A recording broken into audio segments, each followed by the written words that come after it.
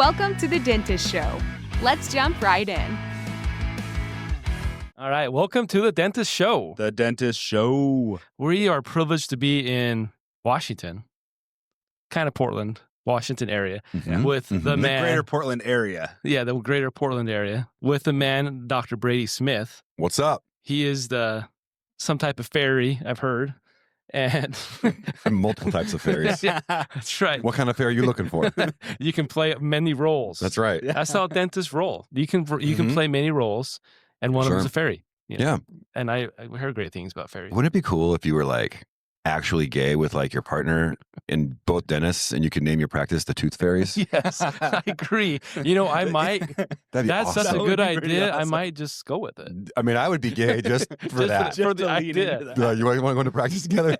This is going to be really weird. Is this an interview? Right? I really need you to commit hard to this. We're all in though. I'm down. You got to do it for the bit. It just seems like a lost opportunity. You can leave like sleeveless shirts or scrubs. I mean, you could get real sexy. Yes, you can. Get real sexy. We've seen Brady in some sexy outfits. Yeah. I think you could roll with it. Yeah. I think it's meant to be. All right. Let's make it happen, The guys. Tooth Fairies. The Tooth Fairies. That's right. You heard it first here, so no one copy it. It's ours. Yes. Well, it's Dr. Brady and Ryan's. I guess I live too far. I'm in Arizona, so No, you could make it up. we can make it happen. Yeah. That's cool. We're here. We invited Brady in. I'm glad he did, to learn more about him. He has such a great the presence in the dental world, Thank you. and a great comedy show and TikTok. So if you don't know him, make sure you go follow him on TikTok and Instagram. It's some funny.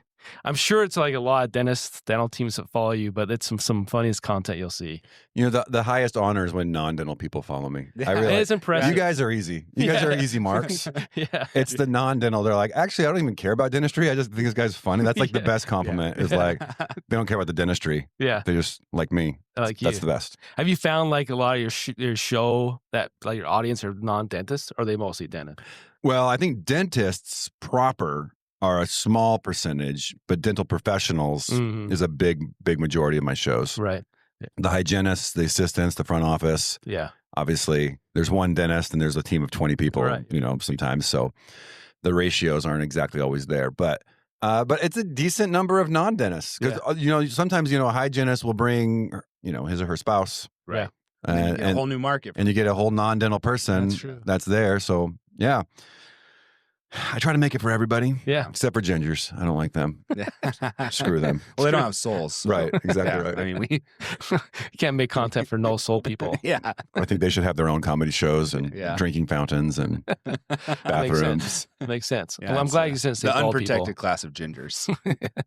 That's right. There are any protected genders anymore now?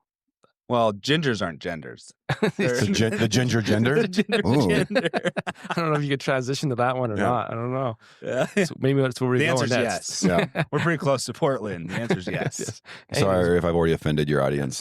I'm sorry. It's all right. You did. Well, trust me, there's been worse things Yeah. said. Oh, good. Yeah. Yeah. That's good. So how long have you lived out here in Camas? I lived in Camas since 2014, and I moved here from Colorado, and then that was dental school before that. Okay. And So- where do you go to dental school? University of Pacific The in San UOP, Francisco. man. Yeah. Yeah. Did you live on the married housing area, or were you? I did for 1 year. Uh-huh. It was really cool apartments in a place called the Presidio in San Francisco. Beautiful, beautiful area. And then I got a job taking care of this house. Like I was a live-in Oh, nice. like Nanny? caretaker for the caretaker. house. Yeah, not a nanny. I mean, it's a caretaker for like a $10 million house. Oh, Like a 6,000 square foot house in the middle of Pacific Heights, if you're familiar with the neighborhoods. But it's like one of the richest yeah. neighborhoods in San Francisco. So we lived there for 2 years. Got paid to live there, actually. Jeez. Sounds so- terrible. We made money, and these people like rarely came. But when they did, it was a nightmare. But Did you have to move out temporarily, or? no, we were in this like there's like a super small studio at the very bottom. Okay. And then the rest of the house, like we weren't even allowed to go in there unless we were like cleaning it. Oh, Okay. okay. All right. Well, that's neat. So, Hey. so I don't care what they said. So you must be, on your game. You went to UOP. Hard to do Is it? I think it's hard to do. Is it? I've heard it's hard to do. I didn't get in. Well, I'll tell you. Yeah. Okay. So I only I'm not that applied good. to University of Washington and University of Pacific. Oh, And really? University of Pacific let me in. oh, really? What So- did Washington say to you?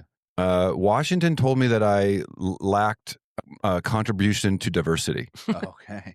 That's what they said. No way. Dude, So is that, in 2006 they said that.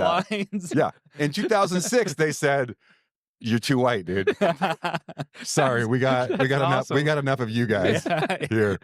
That's so I did not know that to be like a proper response. That was actually what was in my letter was, unfortunately we find your contribution to diversity lacking. Yeah. Like, well, how can I What do you change think that? What do you think that means? Yeah, I mean, you're not from a dental family.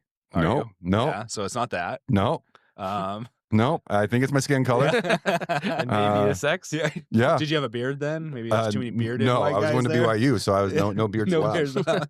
But now you might be allowed in that you have a beard. So Maybe. that's Maybe. a diversity check. But now I would just tell them that I'm like non-binary or gay or something that they can't like tell. Like I would do something to differentiate myself. Yeah. And be like, I'll show you some diversity. That's right. I think I had a friend that checked the Native American box. And I'm like, dude, you're not Native American. He says, yeah, but how they know? Yeah. I'm like, well, Okay, so dude, I have patient. You probably have patient bases that pool from Native American resources, and like they're surprisingly white looking. you have no idea. You have no idea. And I mean, I'm not I'm going to like- question. I'm talking to a guy who like needs some crowns, and he's like, "Oh, but my tribe will pay for it." And I'm like, "Oh, what tribe?" He's like, "Puyallup," and I'm like, "You're Native American," and he's like, "Yeah." I'm like, Huh. "All right, I'm not gonna question that. You As long as you look like my dad." That's all I'm trying to say. You look like my dad, You don't look like the typical. but I guess he's Native American. Yeah. Yeah. So Well, whatever works, you know. you Yeah. can't tell anymore. You can't count. So you came here. Did you start a practice here in Washington, or what brought you So to this I was area? with a group called Comfort Dental. Mhm. And I started with them. They're a franchise. It's not even really a DSO, really. I think it's I think franchise is the right. it's a it's the only one that I know is like an actual like you purchase the franchise, Mhm. Right. like you're buying a Like a McDonald's or something, like a Chick-fil-A or something. Basically. Yeah. So you buy the franchise and then you own the franchise and you can actually have equity in the franchise. Yep. And I thought it was great for a lot of reasons. And then I guess I outgrew it in a way. I have good things and bad things to say about that, which Yeah. I think I would say about any situation you're in. Right. Yeah. There's no perfect situation in dentistry, I think, as a dentist. Yeah. But they were expanding into Washington State. Mhm. They knew I was from the Pacific Northwest. Some of the guys that were expanding knew me, went to school with me, and asked me if I wanted to come to Southwest Washington and open some Comfort Dentals with them. And I Okay. said, yeah. So we opened 2 Comfort Dentals in 2014.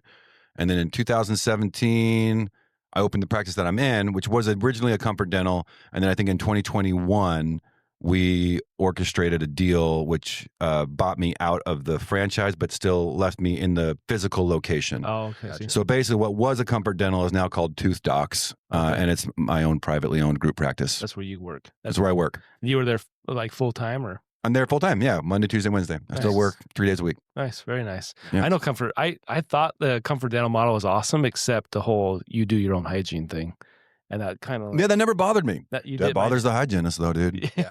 Dude, I don't want to get you any hate on your. Oh, we already do. You don't want to. You don't want to. You don't want to attract the hive. Yeah. We actually had a podcast episode that was titled "When to Fire a Hygienist," and I was not trending very well this for a while. Dude, you want me to tell you my experience? Yeah, let's hear it. So I did a podcast years ago, probably 8 years ago. It's not, if you look at, so I used to do drilled podcast. Yeah. We did like 120 episodes. Yeah. There are 3 episodes that are not there Oh. because I've been court mandated to delete them. Wow. Well, now we have to listen to them. Yeah. So How do in we one, get of, a copy? in one of those episodes, it was early on. I think it was like episode 12 or 14 or something like that. And I was reviewing a bad review I got online. I was like, this is actually going to be interesting for like a podcast Right. thing. So I got this 1-star review from this person and I started talking about it. And I didn't reveal her name, Uh-huh. but her review does reveal her name. Uh-huh. So I read her review verbatim Without the name. without the name, Yeah. but she But provided. you can go search She the name. provided her own name. She provided her own name. Yeah. Okay. Okay. And in that, I also talk about perio charting because the whole argument was this individual wanted her perio chart. Uh-huh. I was like, well, she's in braces and she's healthy. And so I'm like, well, your perio numbers are going to be all skewed. Like, it's going to give you like, there's going to be 4s and 5s, but that's not going to be like indicative of like gum disease. So that doesn't make sense for me to Yeah. even do a perio chart. I'm not going to do 160 little measurements on your mouth. So I got in like a little thing where I'm like, I'm not going to do this. Right. And she like got pissed at me, left a 1-star review. So I had this whole thing about perio charting, how it's bullshit. And can I cuss on here? Yeah. Is that right? Yeah. All right. I think we're not rated. And so I was just like, perio charting is so lame. And basically saying like, it's just done because insurance companies do it. Like they want it to get paid. But like any idiot can look at people's teeth and say like, do you have gum? Like, Mhm. if you're doing 4 quads as SRP or if you're doing a pro, if you know that within seconds of looking at someone's mouth and x-rays. And so I really kind of bashed perio charting and which I regret. In retrospect, Right. I should not have done that. Right. Hygienists are great. So they called you out and the board came So knocking? or- I was getting like 30 to 50 downloads per week on my podcast. Uh-huh. And all of a sudden I had like 3,000 Oh, on this one you episode. blew up. And I'm like, I made it. I'm like, I did it. They finally know me. I was like, we're doing it, guys. This is finally catching on. It's going to happen. Yeah. And then I found out it was being shared in Facebook groups and hygiene Facebook groups. And then I made a fake Facebook account to go sneak into these groups, and they're just trashing me, dude. There's this shit all over me, and they were giving instructions on how to go to like my Google review page, my Google reviews for my business, Right. and leave me 1-star reviews. And I got like 50 or 60 1-star reviews from my practice Right. in like 2 weeks. Man. Most of them have been reviewed. There's still a few there that never got removed. You can still see the scars of my of messing with hygiene, dude. But I talked about how I do a hygienistless model, Yeah. no hygiene and no hygienist. I've never worked with a hygienist. I'm not opposed to working with a hygienist. Yeah. I would hire one. It's gotten harder and harder to hire hygienists. It's actually really difficult. And so I didn't. But that was they hated me, and I still get comments to this day. So now that I have a huge social media platform and like a lot of my stuff gets millions and millions and millions of views, most hygienists love me. Yeah. And I don't hate hygienists, but I still get comments. Isn't this the guy who hates hygienists? From that one single thing. That one That's episode wild. from so long ago. It's so long ago, and they kind of just are hung up on it, man. Some of them, they filed board complaints. I got 8 board complaints from Wow. that one episode, and which resulted in actually also a HIPAA. They contacted the woman who Wait, they left the used her review. personal information to contact her. They somehow, I don't know how, but she filed a HIPAA complaint, and I was guilty. I mean, I was found guilty of HIPAA violation. Oh, really? There was no fine Yeah. or anything like that, but it was like a 2-year process of like being investigated by the Oh my God. Office of Civil Rights. It's a federal thing. It's not a state thing.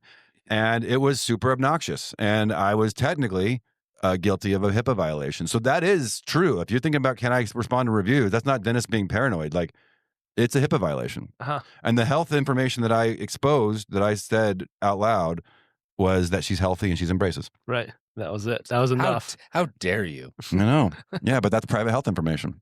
So Even though you could see her and see her in braces. yeah, be careful making fun of hygienists. They have ways of. The whole thing was bizarre because I was like, dude, Dennis would never have this kind of organization. Mhm. Yeah. Right. Dennis could never be like, Oh. 60 dentists leave 1-star reviews. You'd be like, what? They Right. can't agree on anything, dude. Yeah. Yeah. Yeah, it's like you get 10 dentists and 100 different treatment plans. Yeah, That's you so can't come funny. together. exactly. You know what's funny? In Arizona, they actually passed the dental assistants can scale teeth. And so it's In only what state? in Arizona. That's fantastic. But that's just the Senate, so it has to pass the House, and the Oh, okay. governor has to sign off. But that's how they're fixing that issue down in. Oh, the hygienist are going to hate that. Yeah. Oh yeah, when Yeah. they find out, there'll be some big lobbying coming. Yeah, through I don't have a Arizona. Well, problem you with it. just told him now. It's out there. No, It's it's true. not I don't think Yeah. we Yeah. get many hygiene vibes in our Yeah. podcast right But now. I love hygienists. I think hygienists are great. It's not. yeah. They just think that because I don't hire them, like I must hate them. And that's not. I just got so used to doing my own cleanings, Yeah, because Yeah. you start with comfort, and I don't hate it. I mean, Yeah. I don't. It's not something that I dread doing. It's actually something I You enjoy. It's like a peaceful part of your day. Nasty scaling and root planning, dude. I enjoy. You like that stuff. I enjoy it. All I right. enjoy it. And then I get chance, like basically I'm doing my hygiene checks at the same time that I'm doing my cleaning. So Right. I'm killing 2 birds with 1 stone. Yeah. And So do you polish teeth, or do you have an assistant come through No. too?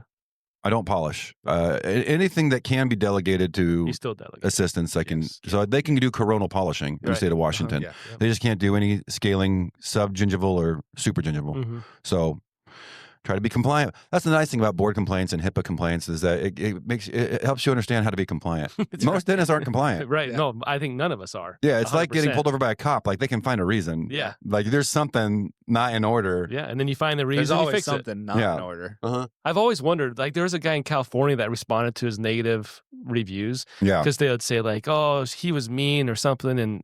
And he would respond by saying like, you were the worst patient I've ever had in my life. Yeah. Like you're open 2 millimeters, expect me to do this amazing dentistry. I'm like, yeah, someone's like responded. But I was like, man, is that guy going to be in trouble? Yeah. Because if you really want, was here. If you really want, well, you know what the investigator for the HIPAA complaint told me was like, you know, he was super reasonable actually. And he was like, I can tell there's no maliciousness here. Right. But like, you got to delete any episodes that talk about reviews. And that was it. And there was 3. And because there was like me responding to this backlash, like that was another episode. Yeah. And so I referenced that again. Anytime I referenced that, I had to delete. Are we going to have to delete this episode, Brady? Probably. Well, you can't find, I mean, the episodes that I have are deleted. So they're gone. You can't hear me talking about it. I thought it'd be a funny podcast just to I guess you could read the reviews. You're just going to talk about the patient then.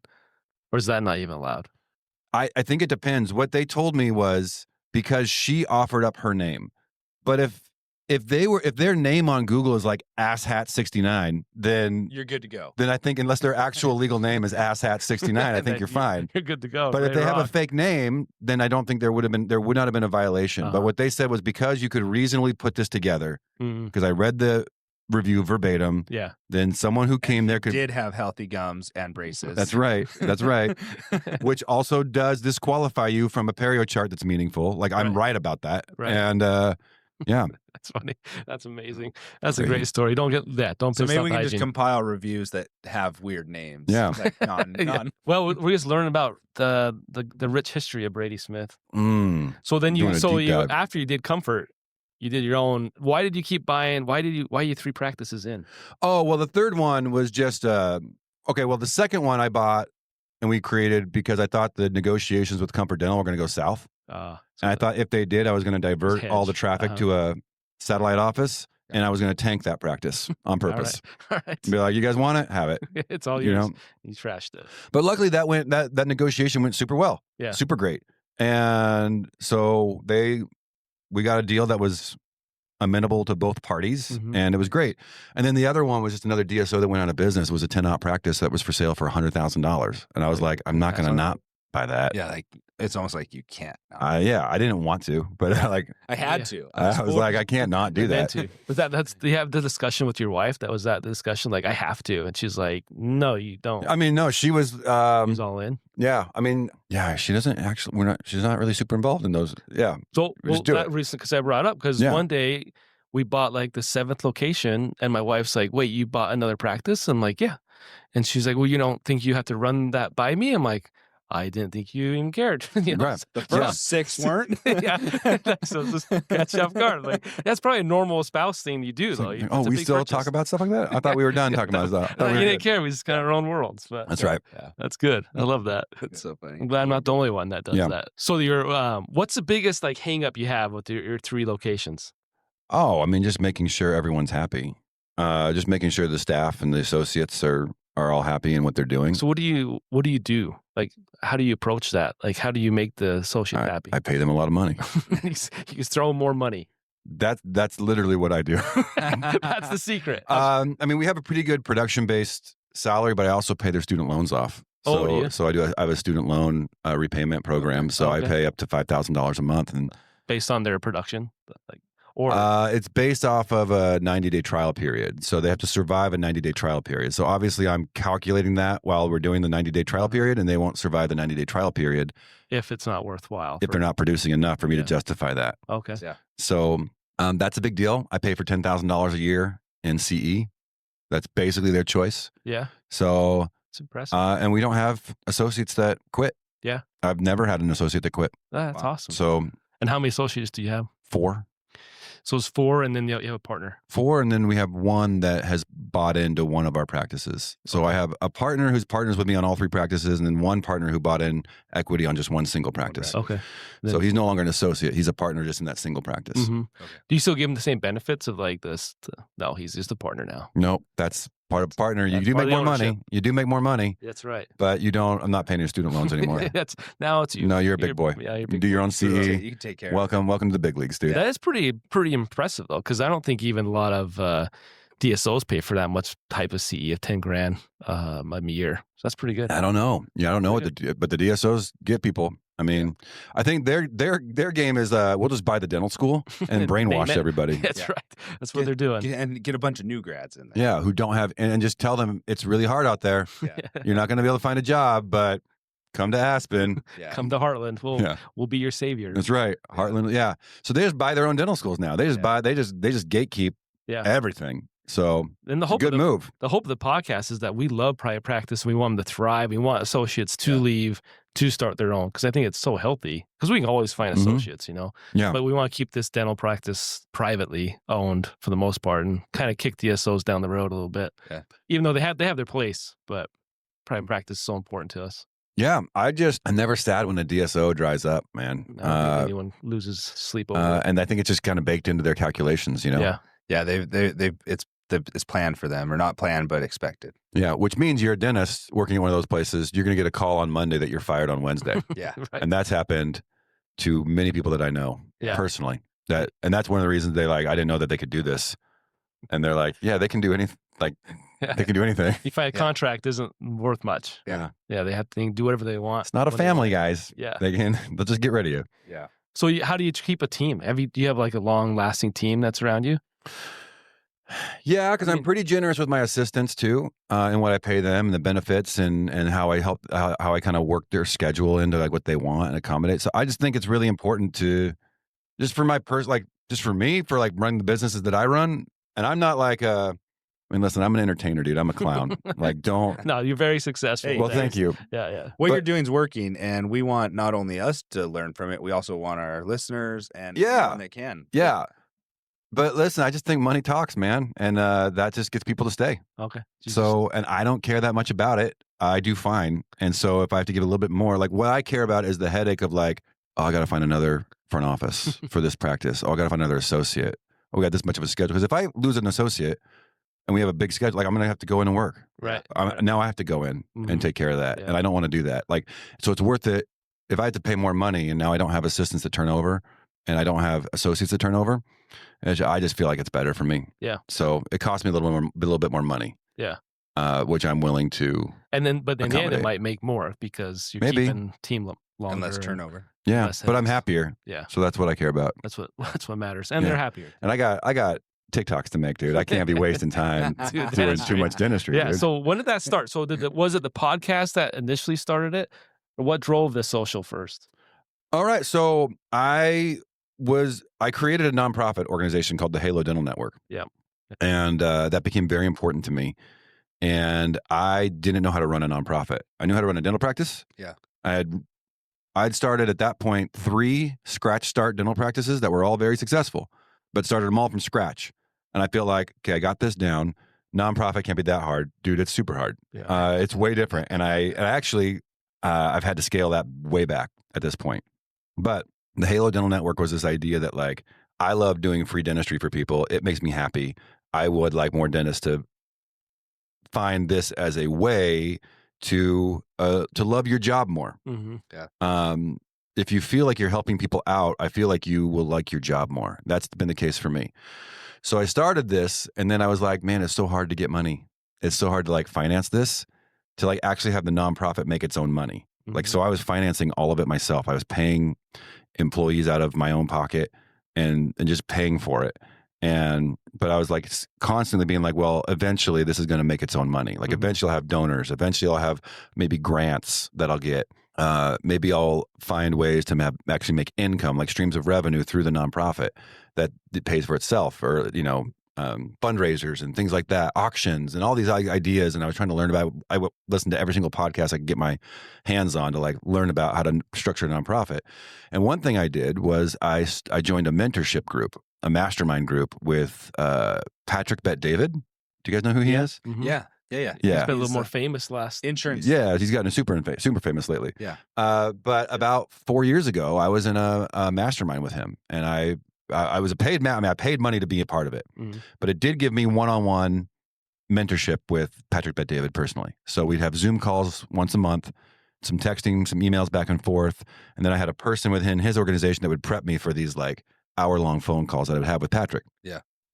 And so through that, from the get-go, Patrick was like, and I was still like dabbling in social media. I would like make stupid little things, and I would make like content for Halo, but not to the extent that I'm doing now. And Patrick was the one who was like, dude, you need to be on TikTok.